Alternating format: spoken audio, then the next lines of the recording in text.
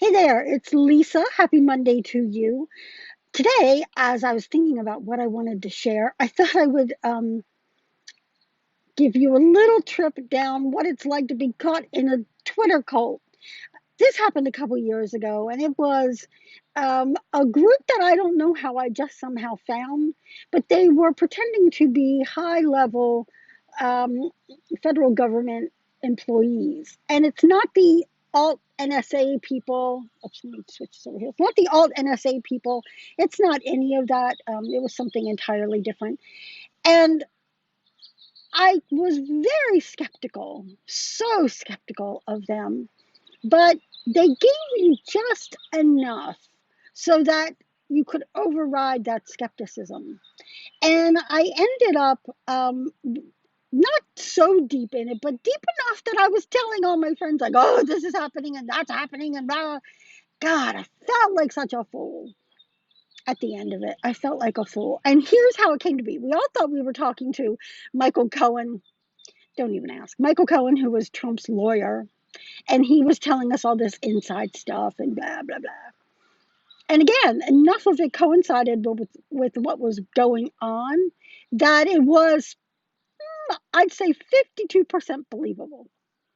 So they had a chat room where mostly the poor people who were caught in this cult were miserable and they were unhappy and they just complained to each other about how miserable and unhappy their lives were.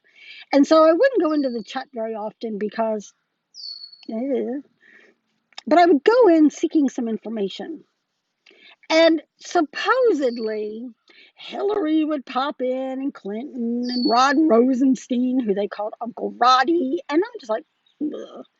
But the kicker for me was when Michael Cohen messaged me, I quote Michael Cohen, messaged me and said, everyone's noticed that you're very quiet in the chat, and they're concerned that you're angry with them or that someone has done something to offend you.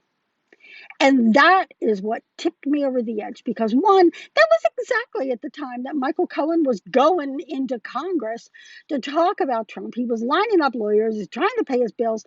No way in hell was he worried about my performance in the chat room. And that was it for me. It was like, okay, no. Like, no, this is all crap. This is all whatever. No. And one by one after that, we all started getting out. And I'm going to tell you, some people were very, very, very deep into this cult. And I mean, like to the point where they sent money, they let the people stay at their house. And it's the sad thing is that this cult um, targeted people who were vulnerable and kind. And it was just heartbreaking to see what they went through.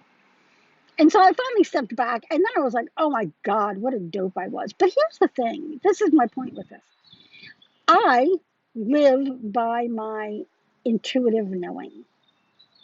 And in this case, I chose something else over that. I chose the desire to be on the inside and know what's going on over the flashing red lights going on in my head, going, warning, warning, danger, Will Robinson, this isn't what it seems. I chose to ignore my own inner knowing. And I think, if I'm somebody, I teach trusting yourself. Hello.